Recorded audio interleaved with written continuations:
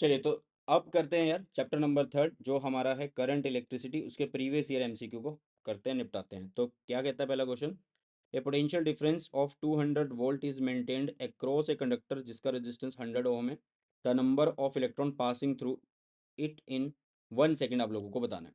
मतलब वी आप लोगों को गिवन है जो कि कितना है 200 वोल्ट, आप लोगों के पास आर गिवन है जो कि कितना है 100 वोल्ट है बेटा जी। और यहाँ पे ये बोल रहा है कि आपको बताना है कितना इलेक्ट्रॉन यहाँ पे पास हो रहे हैं 1 मिनट में, मतलब टाइम दे रखा है 1 सेकेंड। सबसे पहली बात, अगर आप लोगों को यहाँ पे क्या निकालने नंबर्स, तो नंबर कैसे निकलेंगे यार, चार्ज निकालना होगा जो कि एन ई लिखा जाता है, आपको एन लिखना है क्यू बाय में ई से।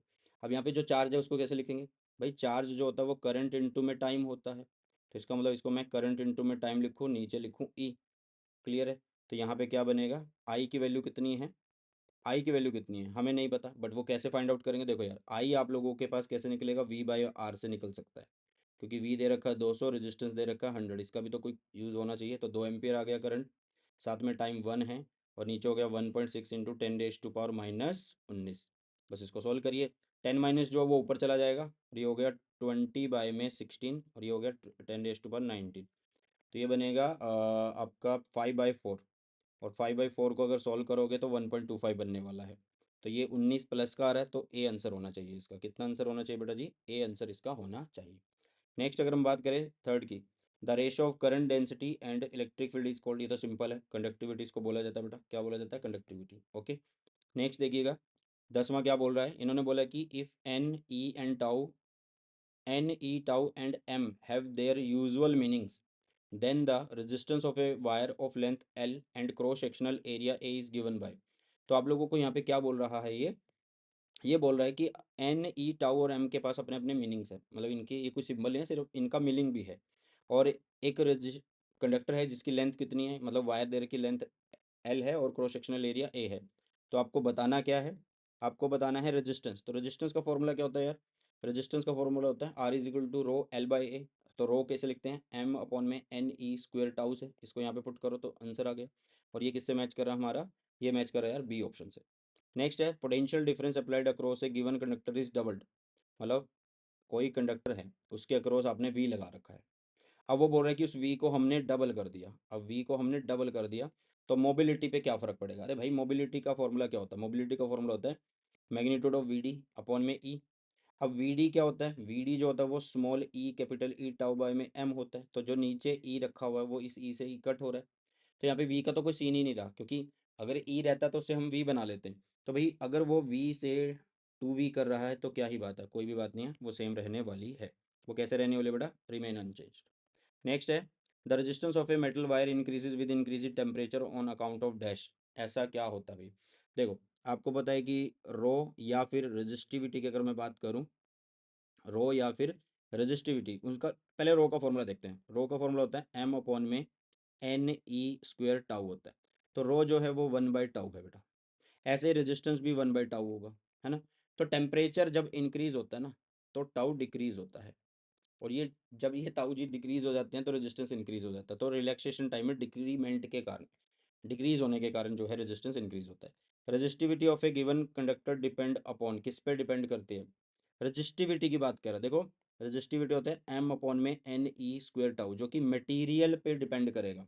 तो लेंथ जो है डायमेंशन है, एरिया जो है डायमेंशन है, शेप जो है वो भी उसकी डायमेंशन में ही आ रहा है एक तरीके से, बट इन पर डिपेंड नहीं करता। तो टेम्परेचर पे डिपेंड करेगा भाई, क्योंकि टेम्परेचर इंक्रीज होगा तो उसके हिसाब से आपका टाउ चेंज होगा। टेम्परेचर इंक्रीज तो टाउ डिक्रीज तो आर इंक्रीज। ठीक है। चलिए नेक्स्ट है which of the following has negative temperature coefficient. Negative temperature coefficient of resistivity का मतलब क्या है कि टेम्परेचर आपने इंक्रीज किया, उससे रेजिस्टिविटी क्या हुई या रेजिस्टेंस क्या हुआ भैया, डिक्रीज हुआ। ठीक है। तो ये किसके केस में होता है, सेमीकंडक्टर के केस में होता है, क्योंकि सेमीकंडक्टर में टेम्परेचर बढ़ने से इलेक्ट्रॉन होल पेयर बन जाते हैं, कोवलेंट बॉन्ड टूटते हैं, इलेक्ट्रॉन होल पेयर्स बन जाते हैं। नेक्स्ट दे रखा है electric power consumed by 220 volt 100 vote bulb. देखो इन्होंने बोला कि आप लोगों के पास एक बल्ब है जिसके ऊपर 220 वोल्ट और 100 वाट लिखा हुआ है। अगर हम इसको रन करें कितने के ऊपर, 110 वोल्ट के ऊपर इसको अगर हम रन करें तो यहाँ पे कितनी पावर कंज्यूम हो रही है। सबसे पहली बात जो रेटिंग लिखी हुई है भाई साहब, देखो जब भी पावर कंज्यूम हो रही है ना तो आपको निकालना होता है, पहले सबसे पहले रेजिस्टेंस को फाइंड आउट करना होता है। किसको फाइंड आउट करना पड़ेगा बेटा जी? रेजिस्टेंस को फाइंड आउट करना पड़ेगा। तो आपको पता है कि जो उसके ऊपर लिखा हुआ वो लिखा हुआ है 100 वोल्ट और वोल्टेज लिखी हुई है 220 वोल्ट। ठीक है, तो पहले रेजिस्टेंस निकालो। रेजिस्टेंस क्या होगा? वी स्क्वायर बाय में पी होगा, क्योंकि यार पी क्या होता है? वी आई होता है ना? पी क्या होता है? वी आई होता है। अब यहाँ से आप आई को भी लिख सकते हो। आई क्या होगा? वी बाय में आर होगा। तो ये क्या बन गया? वी स्क्वायर बाय में पी बन गया। तो यहाँ पे वी का स्क्वायर मतलब 220 का स्क्वायर करो, 2 बार लिख दिया। पी कितना है? 100 है। तो ये से कट, ये से कट, ये से कट, ये से कट, तो आपके पास आएगा 484, क्योंकि 22 को मल्टीप्लाई करोगे तो 484 आएगा। और ये ओम्स में आ गया। ठीक है, रेजिस्टेंस है। अब वो बोला कि आपको पावर कंज्यूम निकालनी है, तो पावर कंज्यूम कैसे निकालेंगे? तो पी क्या होगा? वी स्क्वायर बाय में आर कर दें। वी स्क्वायर बाय में आर कर दें। वी ऑलरेडी गिवन है कि अगर वो कितने पे चले, अब 110 पे चले, तो 110 पे अगर वो चलता है तो भाई कर दो, फिर तो आसान है, हो जाएगा। तो 25 वोल्ट इसका आंसर आने वाला है। क्लियर है बेटा? इस तरीके से आप लोग इस क्वेश्चन को कर पाते हैं। नेक्स्ट जो है हमारे पास नया बोला जा रहा है क्वेश्चन कि टू रजिस्टर हैं R1 एंड R2, जिसके वैल्यू जो है वो 4 ओम और 6 ओम है। उनको पैरेलल में कनेक्ट किया गया है। दो रेजिस्टेंस है। एक रेजिस्टेंस ये रहा जिसका नाम है R1, और R1 की वैल्यू कितनी है? 4 ओम है। दूसरा रेजिस्टेंस ये रहा जिसकी वैल्यू कितनी है?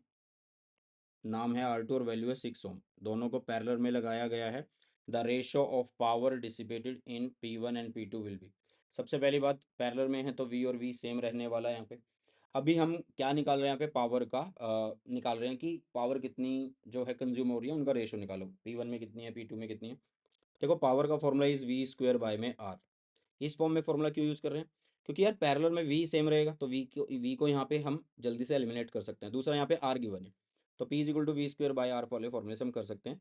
तो यहाँ पे आप लिखोगे P1 is equal to we square by R1, और P2 अगर लिखूंगा तो वो होगा वी स्क्वायर बाय में R2। दोनों को डिवाइड कर दो, P1 बाय में P2, तो ये बनेगा वी स्क्वायर बाय में R1, ये बनेगा वी स्क्वायर बाय में R2। तो वी स्क्वायर से वी स्क्वायर कट गया, तो R2 बाय में R1 आप लोगों के पास आ गया। अब R2 कितना है? 6।